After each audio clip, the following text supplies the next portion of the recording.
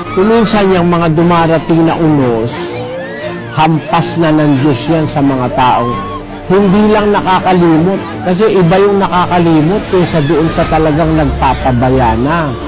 Ayaw nang kumilala sa Diyos. Mga taong rebelde na sa Diyos na pumanig na kay Satanas. Basahin natin ang unang Timoteo 5:15. Sapagkat ang mga iba'y nagsibaling na sa hulihan ni Satanas. Talaga, nasa kampo na ni Satanas eh. Hindi lang sila nakakalimot sa Diyos, sinasadya na nilang labagin ng Diyos sa kanilang buhay. Kaya yung dumarating ko minsan, kagaya nung dumating sa Haiti, alam mo, diyan kasi sa Haiti, wag namang magagalit yung nakikinig sa Haiti kung meron man. Meron kasi akong kaibigan na alam niyan, sa Haiti, natira siya. May mga anito sila, meron silang kung ano-anong mga sinasamba. Kaya yung dumating sa Haiti, hindi natin masasabing panggising eh. Ang katunayan nga, yung natutulog, hindi na nagising eh. Tinangay na ng, ng baha, tinangay na ng kung ano-anong mga nangyari. Hampas na yon. Sinasabi sa Biblia yon, pagdating ng galit ng Diyos, hahampas sa ulo ng masama. Basahin natin yung nakasulat sa 30:23 ng Jeremias.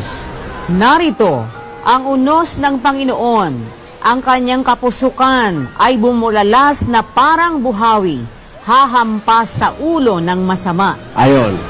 Alam mo yung mga dumadating na kalamidad, unos na eh. Pero pag buhawi na at unos na, matitinding bagyo, yun ang hinuhulaan ni Propeta Jeremias. Basahin natin ang 25:32 ng Jeremias.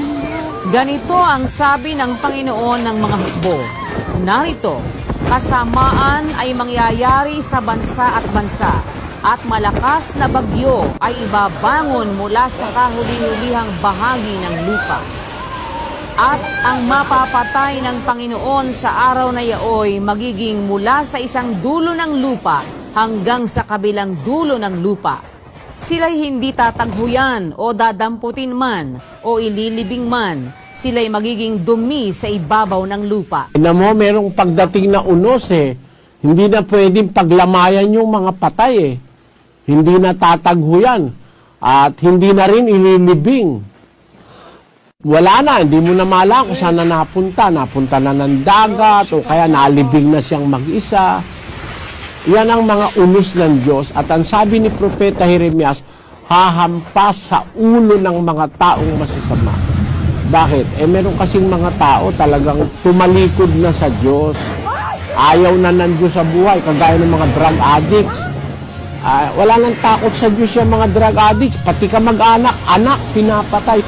Kaya, masasabi ko kapatid, tama yung sabi mo na may nakakalimot sa Diyos. Pero yung nakakalimot lang, pinapaalalahanan lang yun eh. Pero merong dumadating na mga unos ngayon, hampas na ng Diyos sa mga taong masasama. Hinahampas sila ng Diyos. Yung sabi, hahampas sa ulo ng masama. At yan, mga palatandaan na ang tao gumagawa na ng ikinagagalit ng Diyos. Basahin natin ang awit 7:11. Ang Diyos ay matuwid na hukom. Oo, Diyos na may galit araw-araw. Ayun, nagagalit ang Diyos araw-araw dahil araw-araw walang tigil ang ginagawang kasamaan ng mga tao.